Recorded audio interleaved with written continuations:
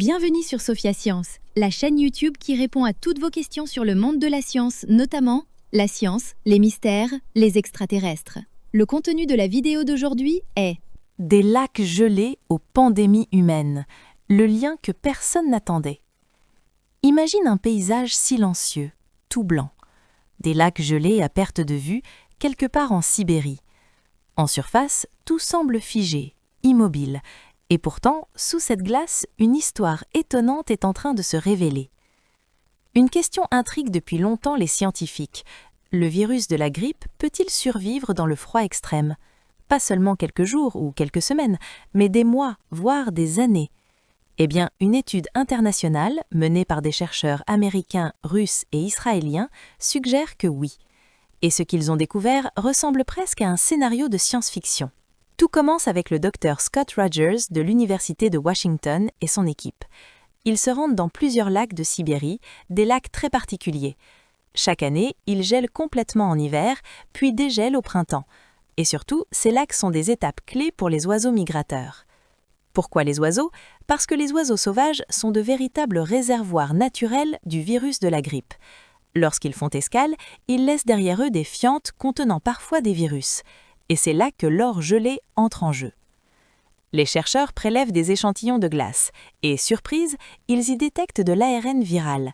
L'ARN, c'est un peu comme le mode d'emploi du virus. Même quand le virus n'est plus actif, ce manuel d'instruction peut rester intact. Mais ce n'est pas tout, ils identifient aussi un fragment très précis, un segment d'ARN qui code pour l'hémagglutinine. Dit comme ça sonne compliqué, mais l'idée est simple.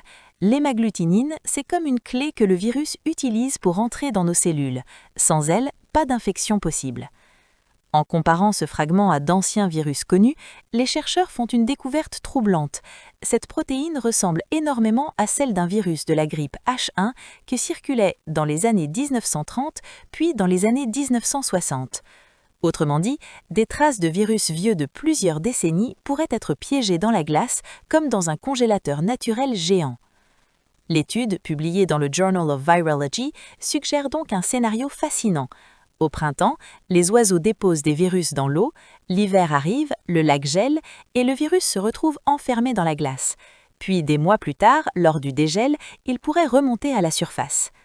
Et plus on monte vers le nord, dans des régions où l'eau reste gelée pendant plusieurs années, plus cette conservation pourrait durer longtemps. Mais attention, une grande question reste ouverte. Est-ce que ces virus sont encore infectieux ou s'agit-il simplement de fragments d'ARN, comme des coquilles vides ? C'est un peu comme retrouver une vieille clé. Est-ce qu'elle ouvre encore une porte ou est-ce juste un souvenir rouillé du passé ?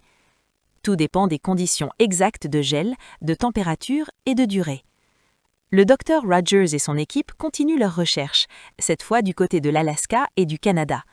Leur objectif, comprendre si ces virus congelés sont de simples témoins du passé ou des acteurs potentiels capables de revenir sur le devant de la scène. Une chose est sûre, sous la glace, le monde microbien n'est jamais vraiment endormi. Laissez vos questions dans les commentaires ci-dessous et Sophia Science fera de son mieux pour y répondre. Merci d'avoir regardé et à la prochaine.